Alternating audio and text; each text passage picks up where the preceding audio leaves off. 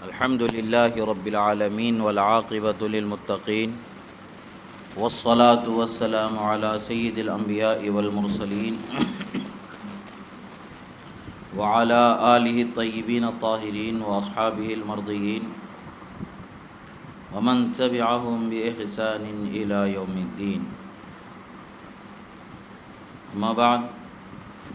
فهذا درس مسلسل من كتاب خصائص علی رضی اللہ تعالی عنہ، وهذا باب ذکر قول النبی صلی اللہ تعالی علیہ وسلم من سب علیا فقد سبنی.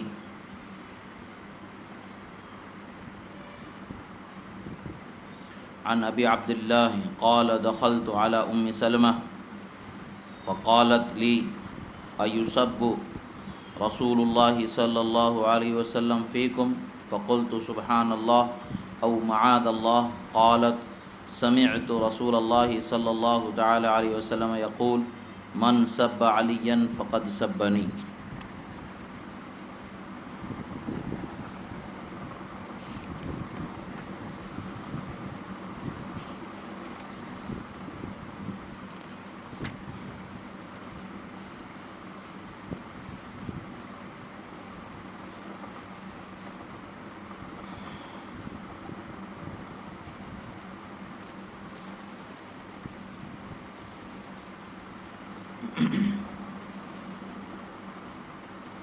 قال حدثنا ابو بکر ابن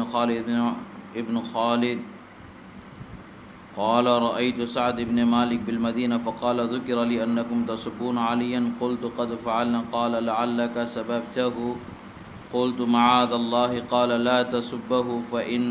وضع المنشار على مفرقه على مفرقي على أن أسب عليا ما سببته بعد ما سمعت من رسول الله ما سمعت. صدق الله مولانا العظيم وصدق رسوله النبي الأمين الكريم ونحن على ذلك لمن الشاهدين والشاكرين والحمد لله رب العالمين. ایک مرتبہ عقیدت و محبت کے ساتھ درود شریف کا نذرانہ پیش کریں. اللہم صلی علی سیدنا نبینا مولانا محمد عدد ما فی علم اللہ صلاۃ دائمۃ بدوام ملک اللہ وعلی آلہ واصحابہ اجمعین. ایک مرتبہ اور نبی اور آل نبی پر درود شریف پڑھیں. اللہم صلی علی سیدنا نبینا مولانا محمد عدد ما فی علم اللہ صلاۃ دائمۃ بدوام ملک اللہ وعلی آلہ واصحابہ اجمعین. اللہ رب العزت کا بے پناہ شکر احسان کہ اللہ رب العزت نے ہمیں اس کے حبیب کریم صلی اللہ تعالی علیہ وسلم کی سچی محبت کرنے والا، ان کا کلمہ پڑھنے والا، ان کی ہر نسبت کا ادب اور احترام رکھنے والا بنا کر پیدا فرمایا. حضرات صحابہ کرام بڑی اولو العزم ہستیاں ہیں. صحابہ کرام کے مابین جو کچھ بھی کم و بیشی ہوئی اس پر ہمیں خاموشی اور سکوت اختیار کرنا ہے. ایک دوسرے کی تنقیص ہمارے لیے روا نہیں ہے، اور اس کا یہ مطلب نہیں ہے کہ ہم حضرت مولا علی کے حق ہونے کا بیان ہی کرنا چھوڑ دیں اور حضرت مولا علی کی حقانیت کو اجاگر کرنا ہی چھوڑ دیں. ماضی کا ایک دور ایسا بھی گزرا ہے کہ جس کو فراموش نہیں کیا جا سکتا. وہ دور کے ہر واقعے کو، اس دور کے واقعات کو مستند کتابوں میں محفوظ کر لیا گیا. حدیث کی، فقہ کی، تاریخ کی معتمد ترین، معتبر ترین کتابوں میں محفوظ کر لیا گیا. تو اس دور کی کچھ جھلکیاں ہم یہاں پر دیکھتے ہیں کہ وہ دور کیسا فتنوں کا دور تھا. ایک وہ بھی دور گزرا ماضی میں کہ جس میں حضرت مولا علی شیر خدا فاتح خیبر حیدر کرار رضی اللہ تعالی عنہ کی ذات گرامی پر نازیبا جملے کسے جاتے تھے، بکواسیں کی جاتی تھیں اور برا کہا جاتا تھا. اس سے متعلق پہلے ہی رسول اکرم صلی اللہ تعالی علیہ وسلم نے بیان فرما دیا، اس لیے کہ ہمارے آقا غیب کا علم رکھنے والے آقا ہیں. وہ جانتے تھے کہ کب کیا ہونے والا ہے اور کیسے ہوگا، اس کے متعلق سے لوگوں کو آپ تنبیہ کرتے ہوئے ارشاد فرماتے ہیں کہ یہ حدیث مبارکہ حضرت علی کے شان میں وارد ہوئی کہ حضرت ام سلمہ رضی اللہ تعالیٰ عنہ فرماتی ہیں کہ کیا کوئی تم میں رسول اللہ کو برا کہہ سکتا ہے؟ معاذ اللہ، کیا تم میں رسول اللہ کو برا کہنے والے ہیں؟ معاذ اللہ۔ راوی کہتے ہیں کہ میں نے فوراً اللہ کی پاکی بیان کی، یا اللہ سے میں اس برے کام کی پناہ چاہیے، یعنی معاذ اللہ ایسے کیسے ہو سکتا ہے، کیسے رسول اللہ کو کوئی برا کہہ سکتا، معاذ اللہ۔ بی بی ام سلمہ رضی اللہ تعالیٰ عنہ ام المومنین فرماتی ہیں کہ میں نے رسول اللہ صلی اللہ علیہ وسلم کو فرماتے ہوئے سنا، جو علی کو برا کہے گا وہ مجھے برا کہنے والا ہوگا۔ یعنی جن مجلسوں میں حضرت مولا علی کو برا کہا گیا، نادانستہ طور پر ان سے یہ خطا سرزد ہوئی کہ وہ برا کہنا رسول اللہ صلی اللہ تعالیٰ علیہ وسلم کے اس فرمان کی روشنی میں رسول اللہ کو برا کہنے کے مصداق ہو گیا، الامان والحفیظ۔ ہاں یہ ہے کہ یہ مقصد نہیں ذاتی طور پر کچھ کہا گیا ہوگا، اللہ بہتر جانے یہ معاملات کیا رہے، مگر اب چونکہ درس ایک مسلسل درس جاری ہے خصائص علی کا، اور زمانے کے حالات بھی بدل رہے ہیں، لوگوں کے اندر بھی اسی طریقے کی کچھ چیزیں جو گزشتہ صدیوں پہلے جو دور تھا بنو امیہ کا، اس دور کی کچھ مثالیں اس دور میں بھی پیدا ہوتی جا رہی ہیں، تو اس کی وجہ سے اس دور میں امام نسائی نے خصائص علی لکھ کر کے ان تمام فتنوں کی سرکوبی کی، تو آج ہم حضرت امام نسائی کی کتاب خصائص علی سے درس دیتے ہوئے، ان حدیثوں کو پڑھ کر سناتے ہوئے، اس کا مفہوم بتاتے ہوئے وہ فتنوں کی سرکوبی کرنے کی کوشش کرتے ہیں جن فتنوں کو امام نسائی نے اپنے زمانے میں ختم کر دیا۔ اب یہ روایت ہے تو اس روایت کو سنن الکبریٰ میں روایت کیا گیا ہے، مسند احمد میں روایت کیا گیا ہے، فضائل صحابہ میں روایت کیا گیا، مستدرک للحاکم میں روایت کیا گیا ہے، امام آجری کی کتاب الشریعہ ہے اس میں بھی ذکر کیا گیا ہے، مجمع الزوائد میں ہے، تاریخ دمشق میں ہے، مختصر تاریخ دمشق میں ہے، ریاض النظرہ میں ہے، سیر اعلام النبلاء میں ہے، البدایہ والنہایہ میں ہے، مشکات میں ہے، جامع صغیر میں ہے، ازالۃ الخفا میں ہے، اور بھی دیگر حدیث کی کتابوں میں اس حدیث کو ذکر کیا گیا ہے۔ امام حاکم نے اس حدیث کو صحیح کہا ہے، اور امام ذہبی نے ان کے صحیح کہنے میں ان کی تائید کی ہے۔ حافظ ہیثمی نے فرمایا کہ اس کے راوی صحیح حدیث کے راوی ہیں، اور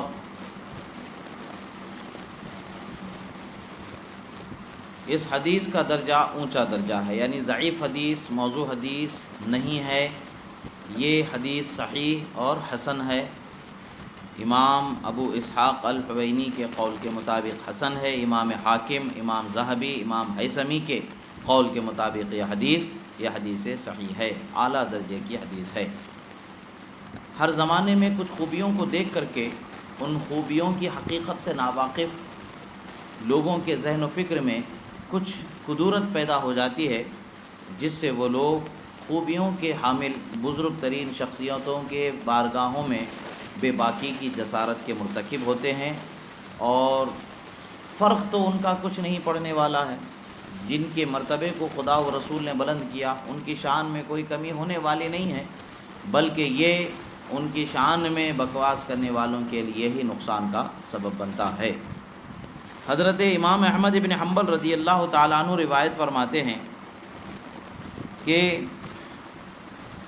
ابو عمار الشداد بیان فرماتے ہیں کہ ایک مرتبہ واصلہ ابن اسقا کی خدمت میں حاضر ہوا، ان کے پاس کچھ لوگ موجود تھے جنہوں نے سیدنا علی کا ذکر چھیڑ دیا، فشتموہ فشتمتہ معہم۔ حضرت واصلہ ابن اسقا ان کے پاس ابو عمار شداد کہتے ہیں کہ میں ایک مرتبہ حاضر تھا، واصلہ ابن اسقا کے سامنے کچھ لوگوں نے حضرت مولا علی کا ذکر چھیڑا اور ان کی شان میں تنقیص کرنے لگے، برا ان کو کہنے لگے، تو یہ راوی کہتے ہیں کہ میں بھی ان کے ساتھ مل کر کے ان کی ہاں میں ہاں ملانے والا ہو گیا، میں بھی ان کے ہاں میں ہاں ملا دیا، میں بھی ان کے ساتھ ان کو برا کہنے والا ہو گیا۔ پھر جب وہ لوگ اٹھ کر چلے گئے تو حضرت واصلہ نے مجھ سے پوچھا، لما شتمت هذا الرجل، یعنی حضرت مولا علی کی شان میں بکواس تم نے کیوں کی، کیا ضرورت تھی تم نے بکواس کی؟ وہ کہتے ہیں کہ میں نے کہا کہ میں نے قوم کو دیکھا کہ وہ ان پر سب و شتم کر رہی تھی تو میں بھی ان کے ساتھ شریک ہو گیا۔ فرمایا کیا تمہیں اس بات کی اطلاع نہ دوں جو میں نے رسول اللہ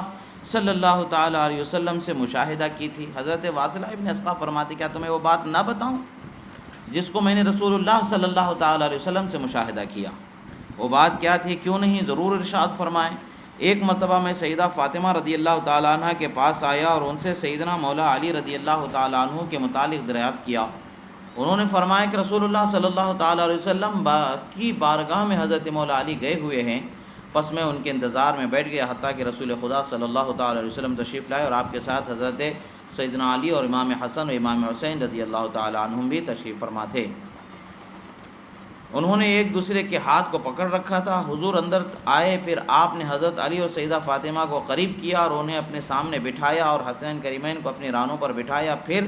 ان سب پر ایک چادر ڈال دی، پھر یہ آیت تلاوت فرمائی، انما یرید اللہ لیذھب عنکم الرجس اہل البیت ویطہرکم تطہیرا، کہ اے اللہ یہ میری اہل بیت۔ پھر اس کے بعد میں آپ نے ارشاد فرمایا کہ اے اللہ یہ میری اہل بیت ہیں اور میرے اہل بیت زیادہ حقدار ہیں اس آیت کے پورا معنی میں اترنے میں۔ یعنی آیت میں کیا ہے، اللہ نے فرمایا جزی نیز کہ اللہ تعالیٰ نبی کے گھر والوں تمہیں خوب پاک صاف ستھرا کر دینا چاہتا ہے۔ رسول اللہ نے فرمایا کہ یہ میرے گھر والے ہیں، یہ میری اہل بیت ہیں یا رسول اللہ، خوب پاک و صاف ستھرا کیے جانے کے یہ زیادہ حقدار ہیں، اے مولا انہیں خوب پاک صاف ستھرا فرما دے۔ یعنی حضرت واصلہ ابن اسقا نے ان کو بتایا کہ تم جس کی شان میں بکواس کرنے کی جسارت کر چکے وہ عام ہستی نہیں ہے، بلکہ قرآن کی آیتوں کو جن کے بارے میں اتارا گیا، آیت تطہیر کا جن کو مصداق ٹھہرایا گیا، یعنی آیت تطہیر کا ایک حصہ جن کے لیے رسول اللہ نے متعین فرمایا، وہ اولو العزم ہستیوں میں سے ایک حضرت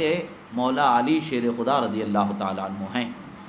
اب اس سے پتہ چلتا ہے کہ وہ زمانے میں ایک دوسرے کی دیکھا دیکھی، چونکہ وسعت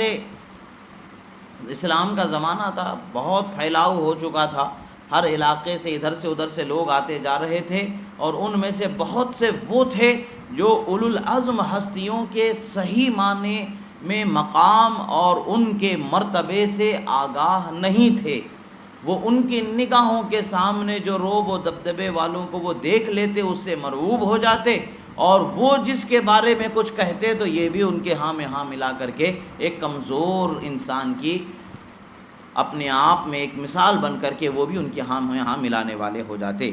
اب یہ فضائل صحابہ میں اس حدیث کو امام احمد بن حنبل نے روایت فرمایا ہے، مسند احمد میں روایت فرمایا ہے، معجم الکبیر میں روایت ہوئی ہے، مجمع الزوائد میں حدیث مبارکہ روایت ہوئی ہے۔ یاد رہے کہ کسی بھی صحابی کو تو کیا کسی عام مسلمان کی شان میں بھی بے وجہ کی بری باتیں نہیں کہہ سکتے۔ سرکار مدینہ صلی اللہ تعالیٰ علیہ وسلم نے ارشاد فرمایا لا تسبوا اصحابی فوالذی نفسی بیدہ لو ان احدکم انفق مثل احد ذهبا ما ادرک مد احدہم ولا نصیفہ۔ فرماتے ہیں کہ رسول اللہ صلی اللہ تعالیٰ علیہ وسلم نے ارشاد فرمایا کہ میرے صحابہ کو برا نہ کہو، میرے صحابہ کو برا نہ کہو، اس ذات کی قسم جس کے قبضہ قدرت میں میری جان ہے، تم میں سے کوئی شخص احد کے پہاڑ کے برابر بھی اگر سونا صدقہ کر دے تو جو ایک مد یعنی ایک پیمانہ، جیسے ہمارے پاس پڑی بولتے ہیں، لیٹر بولتے ہیں، اس طریقے کا اس زمانے کا ایک پیمانہ تھا جس سے اناج ناپا جاتا تھا، تو اس پیمانہ جو عام طور سے عرفی زبان میں ہم یہاں کے حساب سے اس کو ایک پڑی اس کو کہہ سکتے ہیں، یعنی ایک مد جو انہوں نے جو کو اللہ کی راہ میں انہوں نے صدقہ کر دیا ہے، اس صدقے کے برابر بھی نہیں ہو سکتے اور نہ اس کے آدھے کے برابر بھی ہو سکتا ہے۔ اب یہاں پر دو چیزیں ہیں، یہ حدیث ایک خطاب عام رکھتی ہے اور ایک خطاب خاص رکھتی ہے۔ یہ حدیث خطاب عام اور خطاب خاص ہونے کے اعتبار سے کیا ہے، خطاب عام زمانے صحابہ کے بعد کے ہر فرد کے لیے یہ عام شامل ہے، ہم تمام لوگوں کے لیے حکم ہے کہ ہم صحابہ کی شان میں برا نہ کہیں، جب بھی ان کا ذکر کریں خیر کے ساتھ ذکر کریں، یہ ہم سب کے لیے ہے۔ مگر ایک خطاب خاص وہ بھی ہے جس وجہ سے اس خطاب کا اجرا ہوا، شان ورود کیا ہے اس کا، کس وجہ سے یہ کلمات مبارکہ وجود میں آئے، تو اس کا وجہ یہ ہے کہ صحابہ میں ایک وہ صحابہ ہیں سابقون الاولون جنہیں کہا جاتا ہے، جو پہلے اسلام قبول کرنے والے صحابہ ہیں، ان کے بعد میں اسلام قبول کرنے والے صحابہ ہیں۔ تو بعض صحابہ جو بعد کے دور میں جنہوں نے اسلام قبول کیا، اول دور میں جنہوں نے اسلام قبول کیا، ان کے مقام و مرتبے تک صحیح معنوں میں رسائی نہیں رکھ سکے، تو ان سے کچھ کم و بیشی، ان کی زبان سے کچھ کم و بیشیاں ان کی شان میں ہو گئیں جن کے لائق ایسی بولیاں نہیں تھیں، جیسا کہ حضرت خالد ابن ولید رضی اللہ تعالیٰ عنہ، حضرت عبد الرحمن ابن عوف رضی اللہ تعالیٰ عنہ، حضرت عبد الرحمن ابن عوف رضی اللہ تعالیٰ عنہ سے خالد ابن ولید کا کسی معاملے میں کچھ انبن ہو گئی۔ حضرت خالد ابن ولید نے حضرت عبد الرحمن ابن عوف رضی اللہ تعالیٰ عنہ سے کچھ گفتگو میں نازیبا جملوں کو استعمال کر لیا جو رسول اللہ صلی اللہ تعالیٰ علیہ وسلم کے پاس پہنچا دیے گئے۔ رسول اللہ صلی اللہ تعالیٰ علیہ وسلم نے اس کے لیے منع فرمایا کہ میرے صحابہ کی شان میں برا نہ کہو، نازیبا کلمات استعمال نہ کرو، کیونکہ تم میں سے کوئی ان کے اخلاص تک نہیں پہنچ سکتا۔ یعنی ہمیں پتہ چلتا ہے سابقون الاولون کے مرتبے پر عام درجے کے صحابہ بھی نہیں پہنچ سکتے، امت کا کوئی فرد پہنچنا تو بہت دور کی بات ہے۔ ایسے ہی صحابہ کے ادنا سے ادنا درجے کے صحابی کے مرتبے تک امت کا کوئی فرد چاہے کتنا ہی بڑا ولی کیوں نہ ہو اس مقام تک پہنچ نہیں سکتا۔ یہ فرق مراتب ہیں جس کا ہمیں لحاظ ضروری ہے، اس کا ہم لحاظ رکھتے ہیں الحمدللہ۔ اب حضرت خالد ابن ولید نے حضرت عبد الرحمن ابن عوف سے کہا تستطیلون بایام سبقتمونا بها فبلغنا ان ذلك ذکر للنبی صلی اللہ تعالی علیہ وصحبہ وسلم فقال دعوا الى اصحابی فوالذی نفسی بیدہ لو انفقتم مثل احد الى آخر الحدیث۔ فرماتے ہیں کہ جب حضرت خالد ابن ولید نے حضرت عبد الرحمن ابن عوف سے کہا کہ چند دن پہلے آپ نے ہم سے اسلام قبول کر لیا، تو اس کا مطلب کیا ہوا کہ آپ بہت آگے چلے گئے ہم سے۔ یہ ان کے ذہن میں تھا کہ چند دن پہلے قبول کرو یا چند دن بعد قبول کرو، اسلام ہی تو قبول کیا گیا ہے، حق ہی تو قبول کیا گیا ہے، اب اس حق کے قبول کرنے میں ایک دوسرے پر سبقت کا کیا مسئلہ ہے، یہ ان کے ذہن میں تھا۔ مگر رسول اللہ صلی اللہ تعالیٰ علیہ وسلم نے فرق مراتب بتا دیا کہ جو سابقون الاولون میں سے ہیں ان کے مرتبے پر بعد والے صحابہ بھی نہیں پہنچ سکتے ہیں، ان کے لیے بھی تنبیہ ہوئی خاص، اور عام تمام مومنین کے لیے یہ ہے کہ خواہ وہ سابقون الاولون ہو خواہ وہ بعد والے ہو، کسی بھی صحابی کی شان میں ہمیں نازیبا کلمات استعمال نہیں کرنا چاہیے۔ یہ حدیث کو امام مسلم نے بھی روایت فرمایا ہے، مرقات شریف میں بھی روایت کیا گیا ہے وغیرہ۔ یہ حدیث کا ذکر آیا ہے جس میں رسول اللہ صلی اللہ تعالیٰ علیہ وسلم نے یہ بیان فرمایا کہ میرے صحابہ کے شان میں کچھ مت کہو۔ تو اب یہ یہاں پر سرکار نے جو اصحابی فرمایا، اس کے متعلق سے امام ابن حجر عسقلانی فتح الباری میں ارشاد فرماتے ہیں کہ اس حدیث میں ایک لطیف رمز اور اشارہ ہے، ایک خاص نقطے کی طرف توجہ دلائی گئی ہے۔ میرے صحابہ سے مراد صحابہ کرام ہیں، اگر ایک خاص مخصوص صحابہ کرام ہیں۔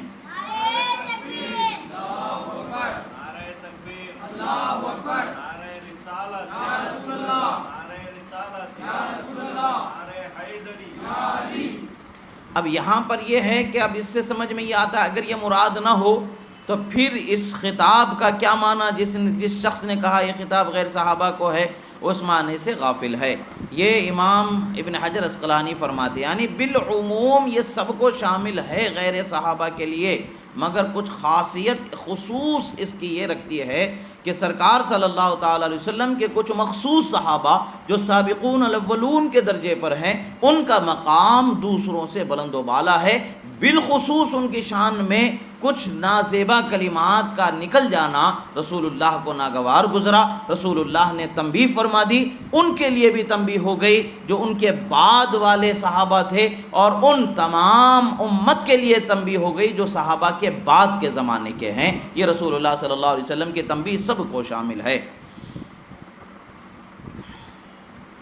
حضرت ابو الاحوص رحمہ اللہ ارشاد فرماتے ہیں کہ نبی کریم صلی اللہ تعالیٰ علیہ وسلم کے صحابہ کرام کو برا نہ کہا کرو، بے شک وہ خوف الہی کے باعث مسلمان ہوئے۔ اب یہ سوال یہ ہوتا ہے کہ بھئی سابقون الاولون کا آخر یہ مقام و مرتبہ کیوں اس قدر بلند و بالا ہے؟ ان کے مقام و مرتبے کے بلند و بالا ہونے کی وجہ کیا ہے؟ تو آپ فرماتے ہیں، حضرت ابو الاحوص اس کی تشریح ان کے کلمات میں ہمیں ملتی ہے، فرماتے ہیں کہ نبی کریم کے صحابہ کو برا نہ کہا کرو، بے شک وہ خوف الہی کے باعث مسلمان ہوئے اور تم ان کی تلواروں کے خوف سے مسلمان ہوئے۔ یعنی جو صحابہ سابقون الاولون سے ہیں وہ صحابہ خوف الہی کی بنیاد پر مسلمان ہوئے،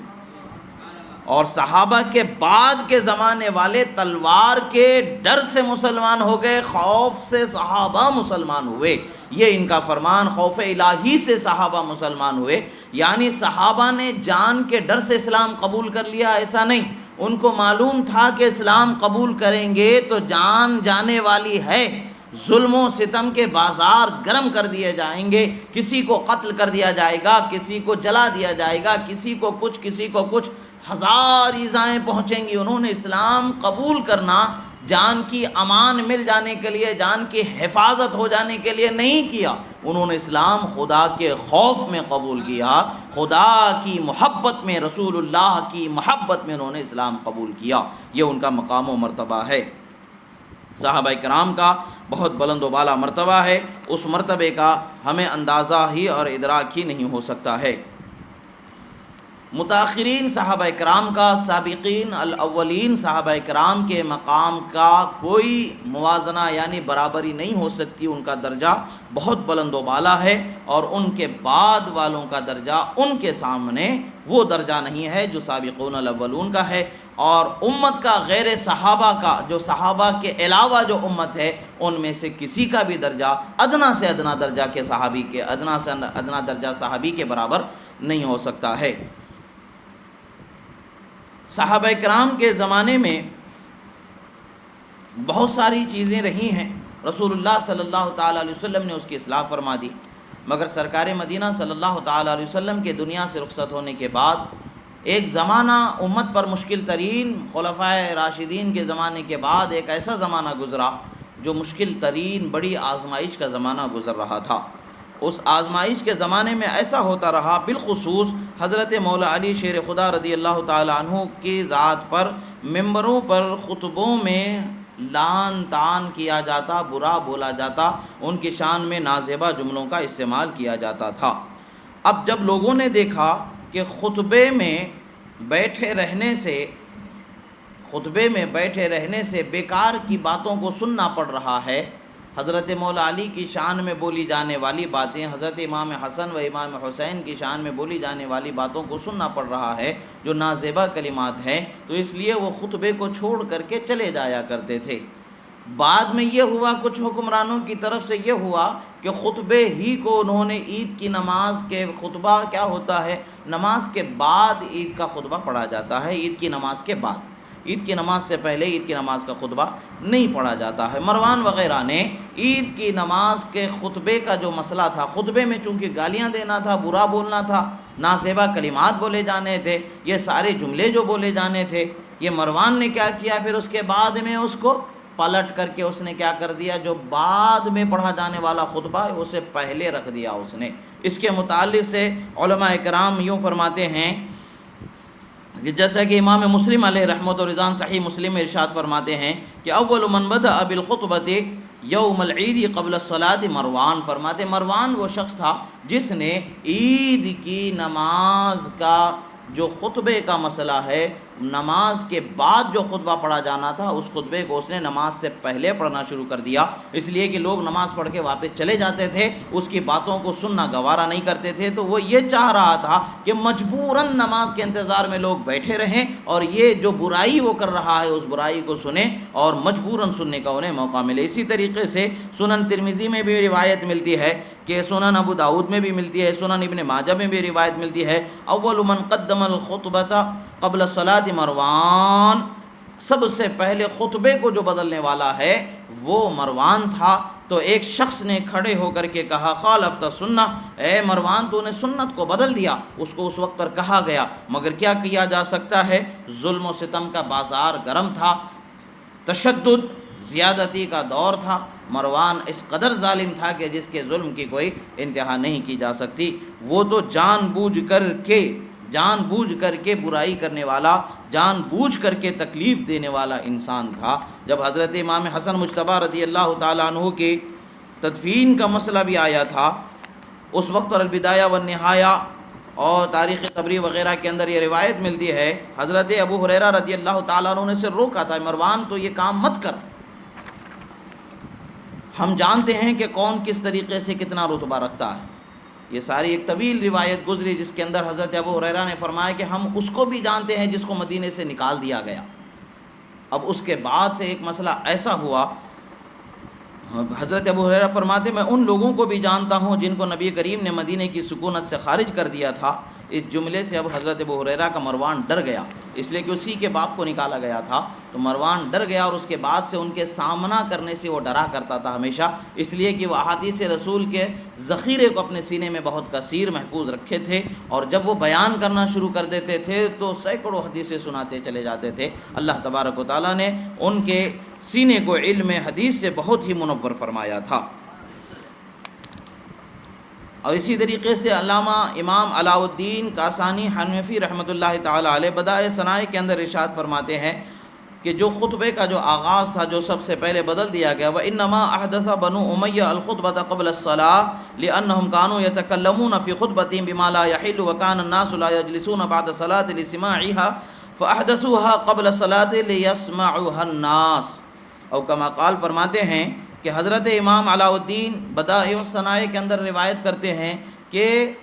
خطبہ عید کو نماز سے پہلے بدل دیا، یعنی بعد میں جو خطبہ پڑھا جانا سنت تھا اس خطبے کو پہلے کر دیا گیا تاکہ وہ حضرات اہل بیت اطہار کی شان میں برے کلمات جو بول رہے ہیں، نازیبا جملے جو بول رہے ہیں، وہ لوگ سنے بغیر واپس اٹھ کر کے نہ چلے جائیں، ان کو نماز کے انتظار میں مجبوراً بیٹھا رہنا ہو جائے، اور وہ سن کر کے ہی ان کو سنا کر کے ہی بھیجا جانا ان کا مقصود تھا۔ یہی کہتے ہیں کہ جن باتوں کا بولنا ان کے لیے حلال نہیں تھا وہ باتیں وہ خطبوں میں بولا کرتے تھے، اور لوگوں کو مجبور کرتے تھے کہ وہ مجبوراً رک کر کے ان باتوں کو سنیں اور نماز بعد میں ادا کر کے جائیں۔ یہ تو فقہ کی اور حدیث کے کتابوں میں اس کی تفصیل ملتی ہے کہ بہت ساری چیزیں یہ ملتی ہیں کہ حضرات اہل بیت بالخصوص حضرت مولا علی، امام حسن و امام حسین، ان حضرات کی شان میں برا بولنے کے لیے حد سے زیادہ کوششیں کی گئیں، سنتوں کو بدل دیا گیا، اور نہ جانے کیسے کیسے صورتیں پیدا ہوئیں کہ ان کو برا بولا جانے لگا، اور اس قدر برا بولا گیا کہ جس کی کوئی مثال نہیں ملتی ہے۔ جو صحابہ ہیں ان کی ہستیاں تو بہت بلند و بالا ہیں، یہ مروان تو صحابی نہیں ہے۔ علامہ عبدالعزیز محدث دہلوی علیہ رحمت و رضوان کے نزدیک تو یہ مستحق اعلان ہے۔ دوسری حدیث آتی ہے کہ جسے سعد ابن مالک مدینے میں تشریف لائے، مدینے میں تشریف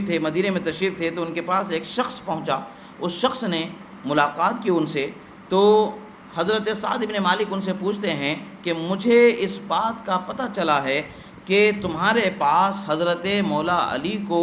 برا کہا جاتا ہے، یعنی سعد ابن مالک ابن ابی وقاص،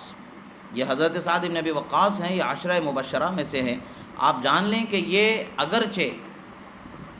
حضرت مولا علی رضی اللہ تعالیٰ عنہ سے بے پناہ محبت رکھنے والے ہیں،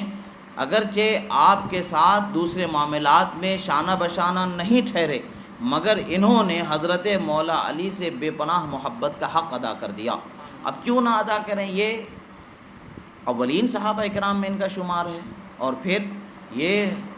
10 جنتی صحابہ میں جن کا شمار ہوتا ہے، عشرہ مبشرہ میں سے ایک ہیں۔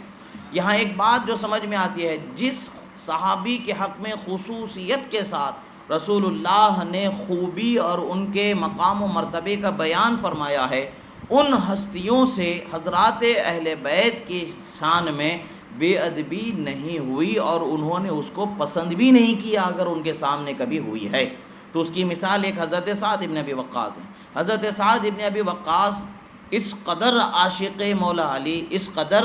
محبت کرنے والے مولا علی کے، مگر افسوس کی بات ہے کہ ان کا بیٹا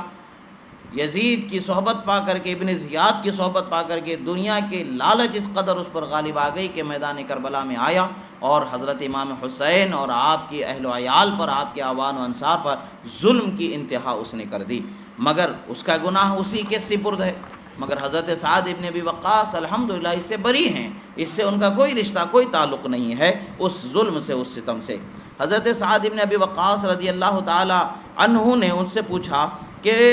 مجھے بتایا گیا ہے کہ ہمارے پاس یہ خبر پہنچی ہے کہ تمہارے علاقوں میں حضرت مولا علی رضی اللہ تعالیٰ عنہ کی شان میں برا کہا جاتا ہے؟ کہتے ہیں کہ ہاں ہمارے علاقے میں برا کہا گیا ہے۔ تو فرمایا شاید تو نے بھی انہیں برا کہا ہے؟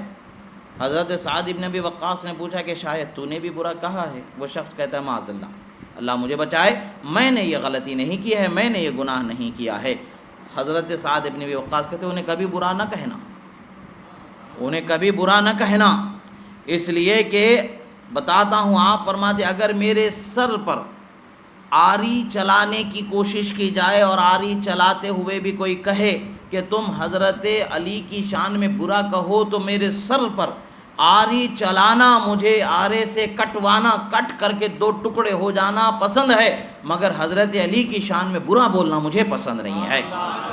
یہ عشرہ مبشرہ میں سے سعد ابن ابی وقاص رضی اللہ تعالیٰ عنہ وہ فرماتے ہیں میں انہیں برا نہیں کہوں گا، میں مر جاؤں گا اس حالت میں مگر انہیں برا نہیں کہوں گا۔ اس کے بعد فرماتے کیوں؟ اس لیے کہ میں نے ان کے بارے میں وہ کچھ سن رکھا ہے جو رسول اللہ نے مجھے بتایا ہے، میں ان کے مقام و مرتبے کو جاننے والا ہوں،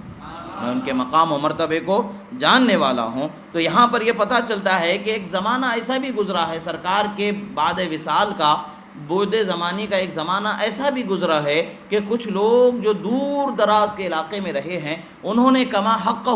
مقام اہل بیت سے واقفیت نہ رکھنے کی بنیاد پر بہت سارے سیاسی معاملات میں آ کر کے ان کی زبانوں سے بھی کچھ جسارتیں ہو چکیں۔ اب نادانی میں ہو جانے والی جسارتیں معاف ہو جاتی ہیں، قصداً جان بوجھ کر کے کرنے والی تو ہم اس کا مواخذہ نہیں رکھ سکتے ہیں، اللہ اس کا مواخذہ کرنے والا ہے۔ ہاں ہم اس فعل کو ضرور برا جانیں گے، جس زمانے میں بھی ہوا ہو، جہاں بھی ہوا ہو، جیسے بھی ہوا ہو، جس نے بھی کیا ہو، وہ فعل بہت برا ہے، اور جو اس کا فاعل ہے وہ ہم نہیں جانتے ہیں، اللہ کی بارگاہ میں اس کا کیا معاملہ ہے، اللہ اور اس کا رسول بہتر جانے، ہمیں اس سے غرض نہیں ہے۔ ہاں وہ فعل غلط ہے، ہم اس کو ضرور غلط کہیں گے۔ اب یہاں پر یہ حدیث مبارکہ ہے، یہ حدیث مبارکہ کو بھی جو ہے سنن الکبریٰ امام نسائی سنن الکبریٰ نے بھی روایت فرمائی ہے، اور اسی طریقے سے مسند ابی اعلیٰ میں بھی روایت کیا گیا ہے، اور اسی طریقے سے امام عاصم کی کتاب السنہ میں روایت کیا گیا، مصنف ابن ابی شیبہ میں روایت کیا گیا، تاریخ دمشق میں، مختصر تاریخ دمشق میں، تہذیب الکمال میں، اور اسی طریقے سے دوسری کتابوں میں جمع الجوامع میں، المقصد العلی للہیثمی، اس میں بھی روایت کیا گیا ہے۔ یعنی یہ حدیث روایتوں کے اعتبار سے یہ ضعیف حدیث، موضوع حدیث نہیں ہے۔ حافظ ہیثمی اور دیگر محدثین نے اس حدیث کو حدیث حسن قرار دیا ہے۔ یعنی یہ بات تو طے ہوتی ہے کہ حدیث حسن سے یہ بات ثابت ہوتی ہے، حدیث صحیح سے یہ بات ثابت ہوتی ہے کہ ایک دور گزرا ہے کہ جس میں حضرات اہل بیت کی شان میں برا بلا کہا گیا ہے، ان کو برا کہا گیا ہے، یہ دور گزرا ہے، یہ بات درست ہے۔ اگرچہ شخصیات کے تعین میں کچھ کم و بیشی ہو سکتی ہے، مگر وہ دور تو گزرا ہے کہ اس دور میں ضرور ان کو برا کہا گیا ہے، ان کی شان میں بے ادبی کی گئی ہے۔ ایک مرتبہ حضرت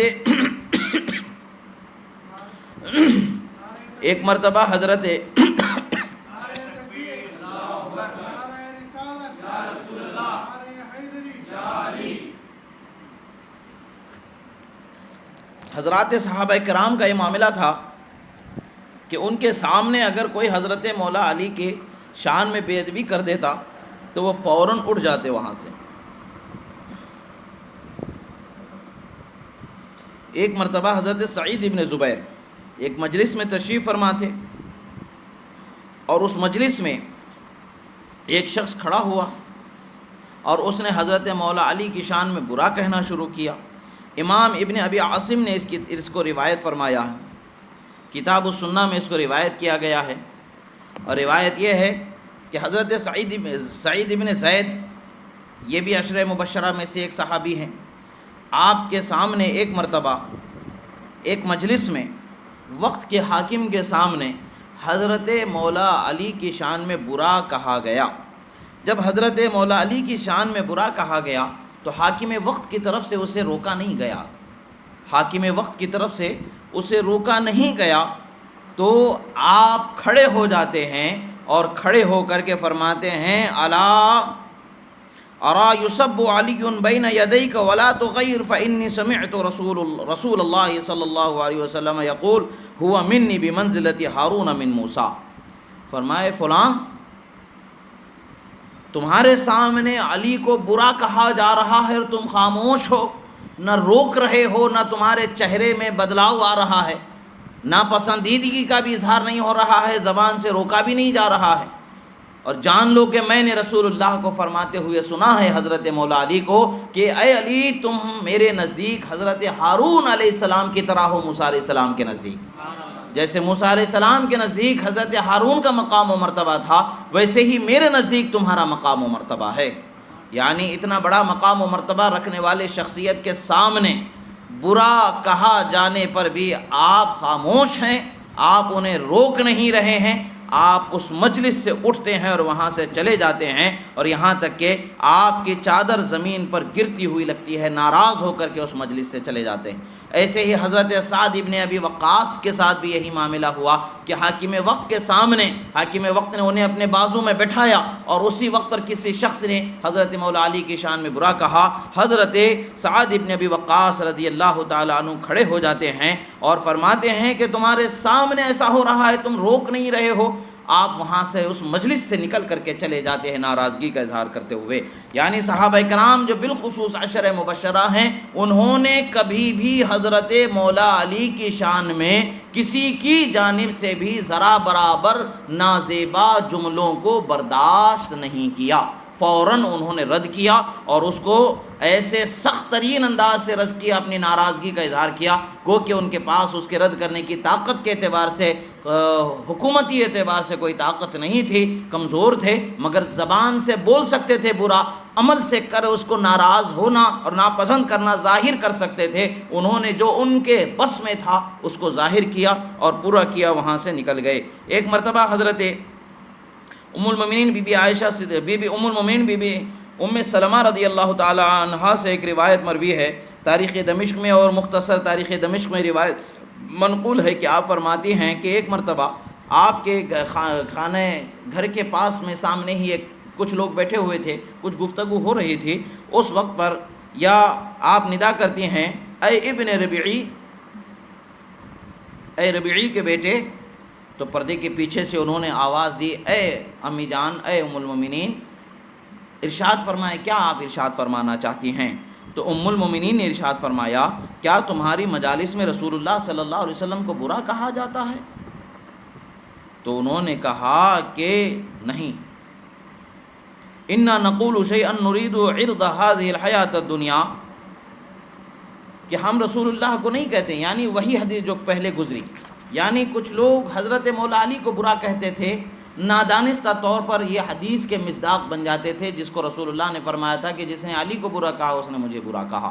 حضرت ام المومنین اسی چیز کی طرف توجہ ان کو دلاتی ہیں، تو یہ عرض کرتے ہیں کہ ہم رسول اللہ کو تو نہیں کہیں گے، ہاں رہی بات ہم سے جو کچھ بھی حضرت مولا علی وغیرہ کے شان میں جو کچھ بھی زبان سے نازیبا کلمات نکل رہے ہیں، وہ ایسے ہے کہ ہم دنیاوی منفعت کے لحاظ سے اس کو کہہ دے رہے ہیں۔ دنیاوی منفعت جان بچانا بھی ہو جاتا ہے، کچھ مال کا حاصل کرنا بھی ہو جاتا ہے، وغیرہ وغیرہ، یہ ساری چیزیں ہو جاتی ہیں۔ تو اس پر ام المومنین نے فرمایا میں نے رسول اللہ صلی اللہ تعالیٰ علیہ وسلم کو فرماتے ہوئے سنا تھا، جس شخص نے علی کو برا کہا تو یقیناً اس نے مجھے برا کہا، اور جس نے مجھے برا کہا اس نے اللہ تعالیٰ کو برا کہا۔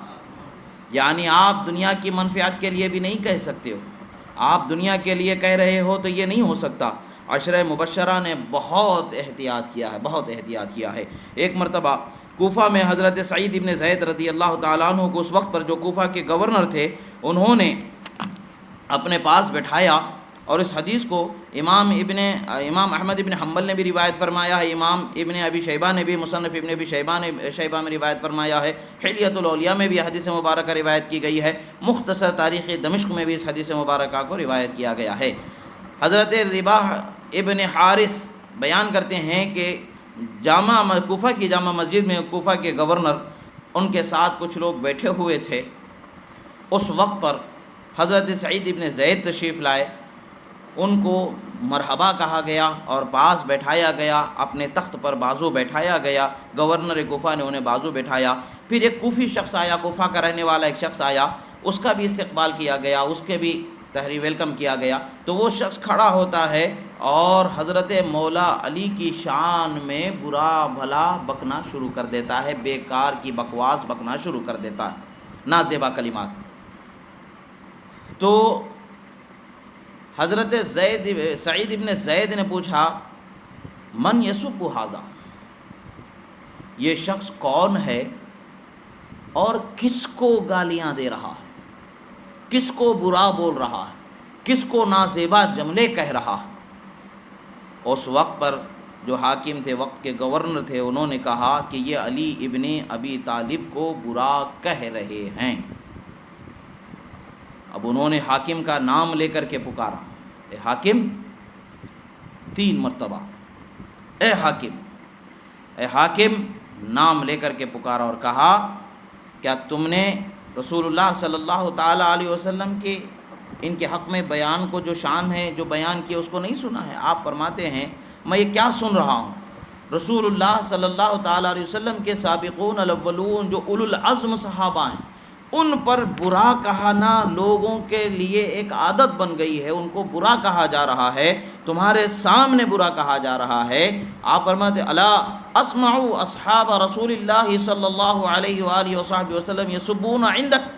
لا تنکر ولا تغیر، فرماتے نہ تم انہیں منع کر رہے ہو، نہ تمہارے چہرے پر یہ فعل ناپسند ہونا، ناگوار ہونا ظاہر ہو رہا ہے، رسول اللہ کے اولو العزم صحابہ کو برا کہا جا رہا ہے۔ اور آپ فرماتے ہیں کہ اے حاکم سنیں، میں بتاتا ہوں تمہیں کون ہیں وہ علی جن کے بارے میں یہ برا کہہ رہا ہے۔ وہ حضرت سعید ابن زید کھڑے ہو جاتے ہیں اور حدیث کو سنانا شروع کر دیتے ہیں۔ سنو، رسول اللہ صلی اللہ تعالیٰ علیہ وسلم نے ارشاد فرمایا، ابو بکر فی الجنہ، عمر فی الجنہ، عثمان فی الجنہ، علی فی الجنہ۔ یہ سرکار مدینہ صلی اللہ تعالیٰ علیہ وسلم نے فرمایا، یہ تمام عشرہ مبشرہ کے نام گنانا شروع کر دیتے ہیں، 9 نام شمار کرتے ہیں، ایک نام چھوڑ دیتے ہیں، یہ خود 10ویں ہیں، یہ خود 10ویں ہیں۔ حضرت مولا حضرت ابو بکر صدیق، حضرت عمر فاروق، حضرت عثمان غنی، حضرت مولا علی، یہ 4 حضرات ہو گئے۔ یہ 4 حضرات کے بعد حضرت ابو عبیدہ ابن الجراح،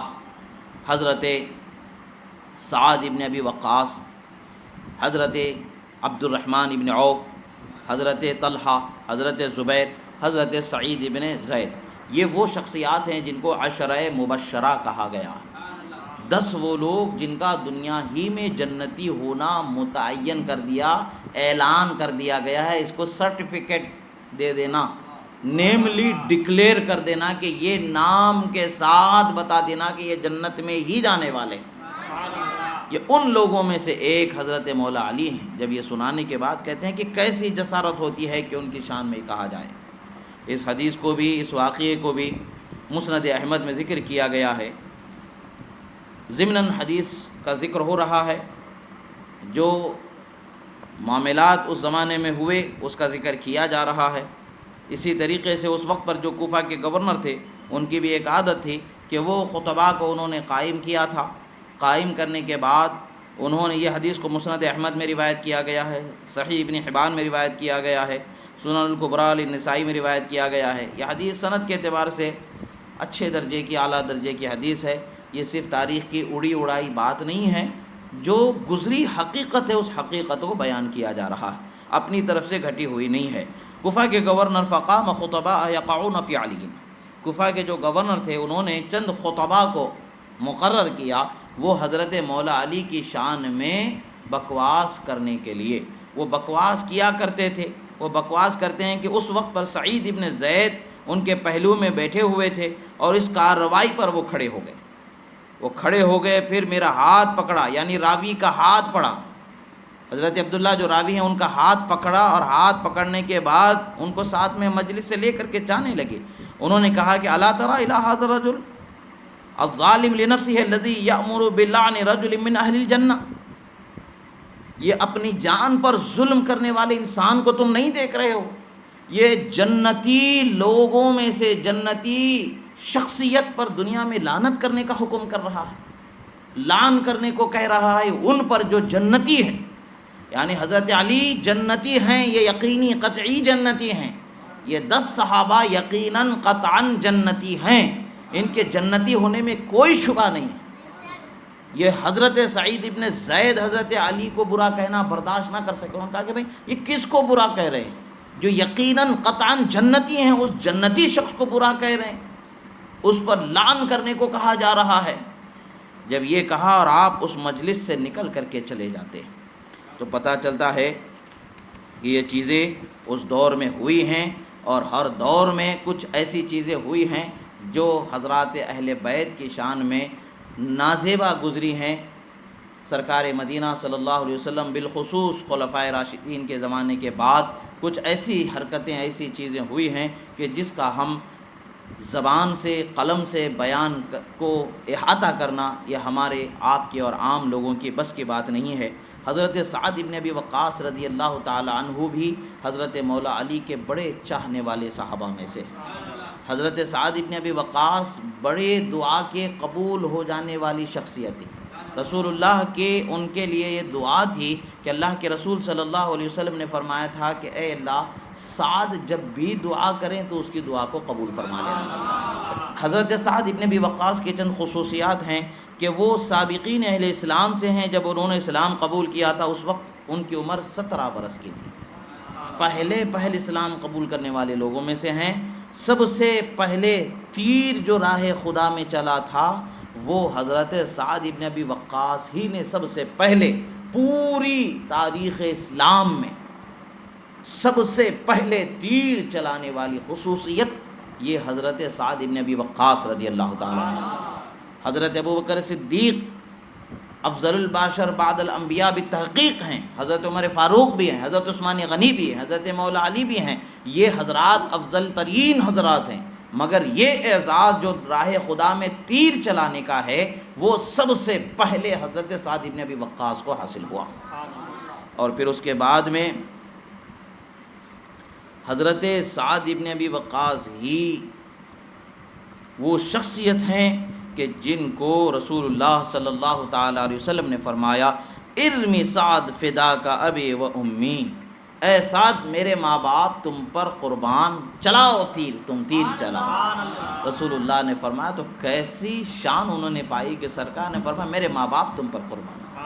وہ کیسی محبت انہوں نے کی ہوگی، وہ کیسی جان نثاری انہوں نے کی ہوگی، وہ کیسی وفا انہوں نے کی ہوگی کہ رسول اللہ نے اپنے ماں باپ کو ان پر قربان کا قول جاری فرمایا۔ یہ بہت اونچی شخصیت، بہت بڑا مقام ہے۔ اب اس کے بعد حضرت مولا علی کے ساتھ ان کی ایسی محبت تھی کہ جس کا کوئی اندازہ ہی نہیں ہے۔ مستدرک للحاکم کے اندر ایک روایت ہوتی ہے، خصائص کبریٰ کے اندر، اور بھی حجت اللہ علی العالمین کے اندر ایک روایت ملتی ہے، یعنی مستدرک للحاکم، یہ اس میں سب سے اونچی کتاب دیکھا جائے۔ حضرت مصعب بن سعد بیان کرتے ہیں کہ ایک شخص نے سیدنا علی مرتضیٰ کی برائی کی تو حضرت سعد نے اس کے خلاف دعا کی۔ ایک شخص نے حضرت مولا علی کے برائی بیان کی، یعنی جو عیب ان کو لگایا جو ان کی ذات میں ہے ہی نہیں، اللہ تعالیٰ نے ان کو بہت اونچا بنایا، بہت اعلیٰ ترین بنایا، بہت افضل ترین مقام اللہ تعالیٰ نے انہیں عطا فرمایا۔ امت میں 4 خلفاء کا بہت اونچا مقام ہے، بہت اونچا مقام ہے خلفائے راشدین کا، اس سے اونچا مقام دیگر صحابہ کرام کا متصور ہی نہیں ہے۔ یہ اس مقام میں ایک عظیم فرد ہیں حضرت مولا علی شیر خدا۔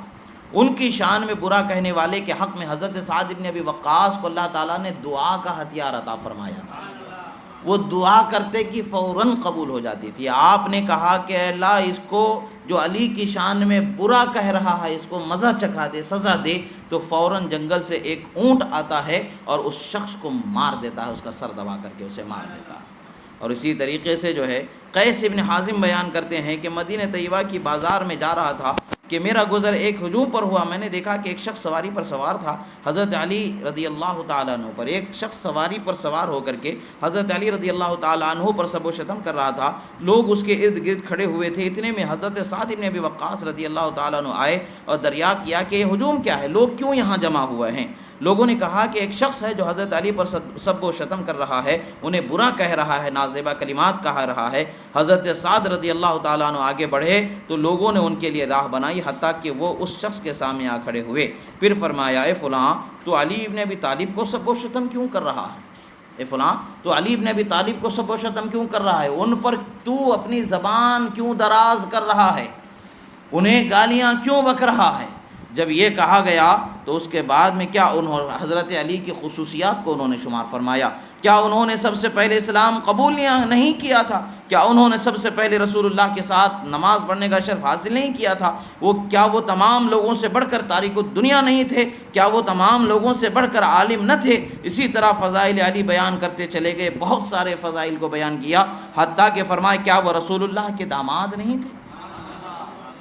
اور کیا وہ تمام غزوات میں رسول اللہ صلی اللہ تعالیٰ علیہ وسلم کے علم بردار نہیں تھے؟ علم جن کے ہاتھ میں ہوتا تھا، میدان جنگ کا جو جھنڈا جن کے ہاتھ میں ہوتا تھا وہ حضرت علی۔ اس کے بعد قبلہ رخ ہو کر کے دونوں ہاتھوں کو اٹھایا، حضرت علی کی فضیلتوں کو شمار کرنے کے بعد قبلے کی طرف منہ کر لیا اور دونوں ہاتھوں کو اٹھایا اور فرمایا، اللہم ان ھذا یشتم ولیا من اولیائک فلا تفرق ھذا الجمع حتی تریہم قدرتک۔ فرمایا کہ اے اللہ، یہ تیرے ولیوں میں سے ایک ولی کو گالیاں بک رہا ہے، اے اللہ یہ تیرے ولیوں میں سے ایک ولی کو گالیاں بک رہا ہے، اس مجلس کے ہٹنے سے پہلے تیری قدرت کا نظارہ ان لوگوں کو دکھا دے۔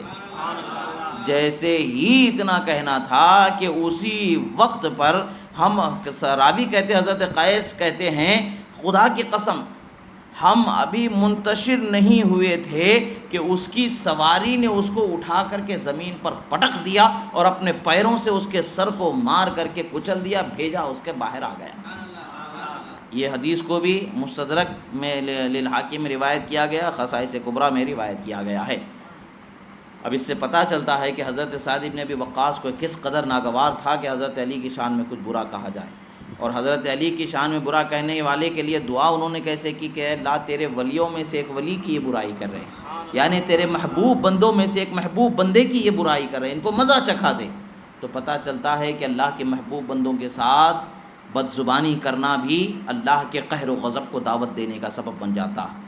اسی طریقے سے عامر ابن سعد سے روایت ہے کہ فرماتے ایک مرتبہ حضرت سعد جا رہے تھے کہ ان کا گزر ایسے شخص پر ہوا جو سیدنا علی المرتضیٰ، حضرت طلحہ اور حضرت زبیر کو برا کہہ رہا تھا۔ ایک تو حضرت طلحہ کو برا کہہ رہا تھا، حضرت زبیر کو برا کہہ رہا تھا، پھر حضرت علی مرتضیٰ شیر خدا رضی اللہ تعالیٰ عنہم کو برا کہہ رہا تھا۔ یہ تینوں بھی عشرہ مبشرہ میں سے،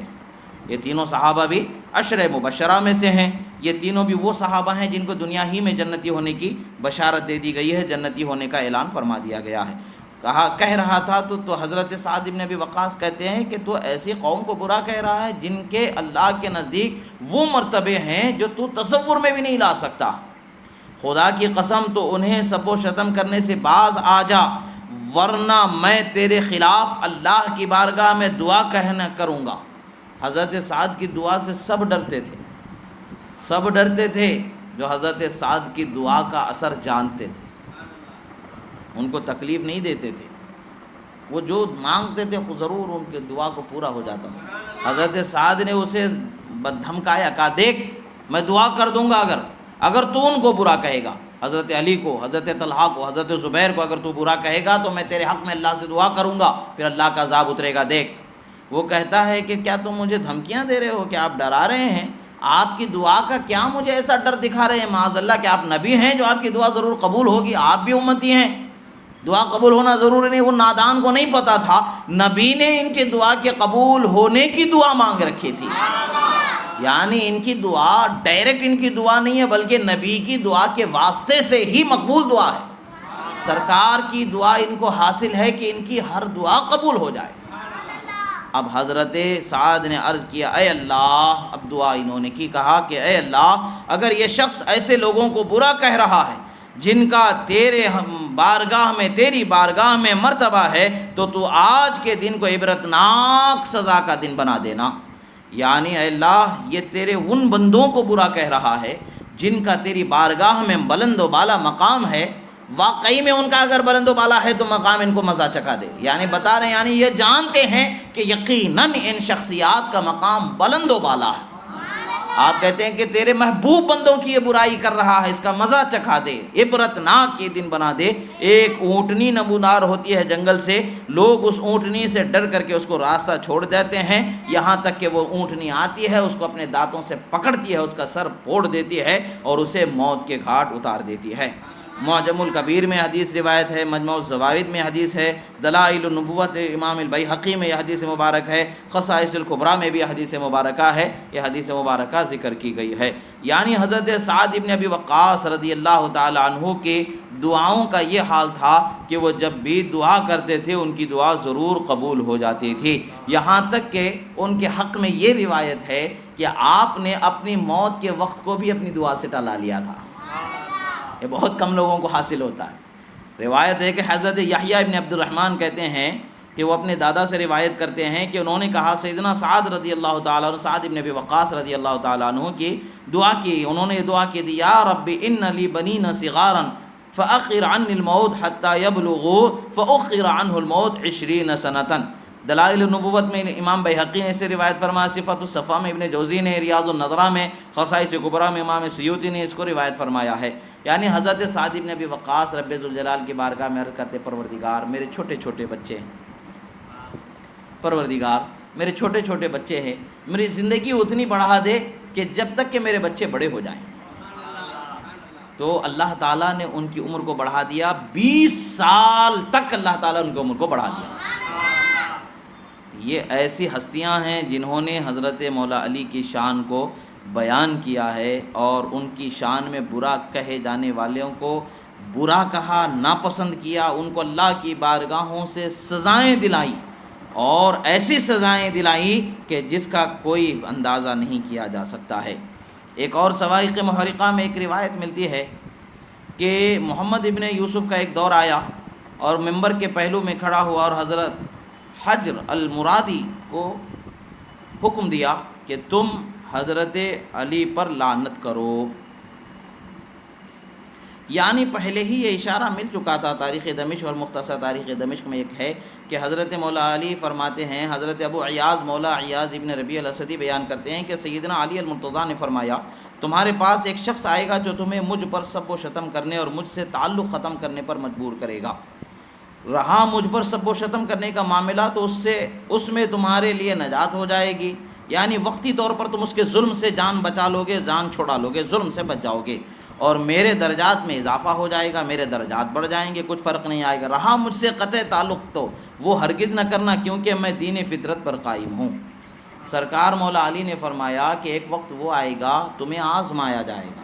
تمہیں مجھ کو برا کہنے کے لیے کہا جائے گا، تم برا کہو گے تو وقتی طور پر جان بچا لو گے، اور مجھ سے تعلق کو ختم کرنے کے لیے کہا گا، تو جان بچانے کے لیے برا کہہ کر کے جان بچا لو، مگر یاد رکھو دل سے کبھی بھی میرے تعلق کو ختم مت کرنا۔ جو مجھ سے تعلق ختم کر لیتا ہے وہ دین سے دور ہو جاتا ہے۔ یہ حضرت مولا علی کا فرمان ہے۔ اب اس کے بعد میں اب حضرت حجر المرادی بیان کرتے ہیں کہ مجھے سیدنا علی رضی اللہ تعالیٰ عنہ نے ارشاد فرمایا، کیف بک اذا امرت ان تلعننی، فرماتے ہیں کہ اے حجر، کیا تم کو اس وقت پر تمہارا کیا حال ہوگا جب تمہیں لوگ کہیں گے کہ تم مجھ پر لعنت کرو۔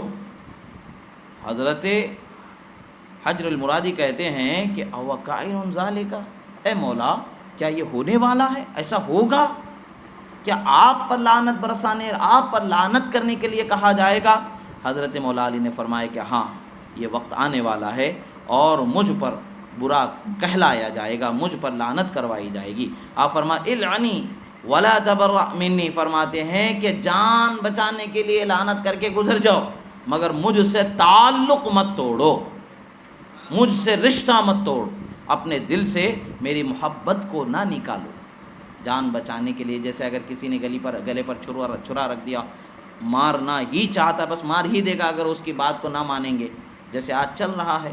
لوگوں کو جو ہے کوئی نام پکارنے کے لیے کہا جاتا ہے، ظلم و ستم کیا جاتا ہے، جان بچانے کے لیے بول دیتے ہیں۔ تو ویسا ہی اس زمانے میں بھی دور گزرا تھا کہ حضرت علی کی شان میں برا کہنے کو مجبور کیا جاتا تھا، برا نہ کہنے والے کے ساتھ برا سلوک کیا جاتا تھا۔ اولو العزم صحابہ کی شان الگ تھی، اللہ تعالیٰ نے ان کو بڑا دبدبہ عطا فرمایا تھا۔ ان کی شان میں جسارت کی ہمت نہیں ہوتی تھی، جیسے سعد ابن ابی وقاص ہو گئے، حضرت سعید ابن زید ہو گئے، یہ بڑے بڑے صحابہ ہیں، ان کی شان میں جسارت نہیں ہوتی تھی دوسروں کی۔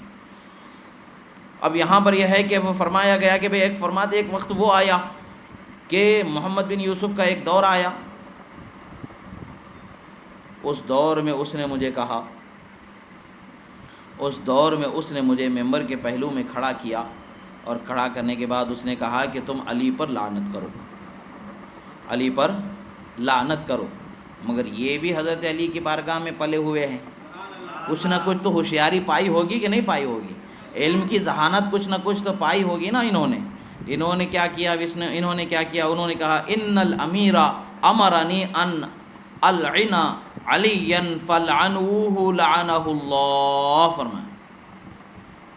ان العن علی فلعنوه لعنہ اللہ، فرماتے ہیں کہ امیر وقت نے، بادشاہ وقت نے مجھے حکم دیا ہے کہ میں حضرت علی پر لعنت کروں، لہذا تم اس پر لعنت کرو کہ اللہ کی اس پر لعنت ہو۔ وہ سمجھا ہی نہیں، وہ سمجھا ہی نہیں، انہوں نے حضرت علی پر نہیں بلکہ حکم دینے والے پر لعنت کر کے نکل گئے۔ وہ خوش ہو گئے، ارے انہوں نے لعنت کر دی۔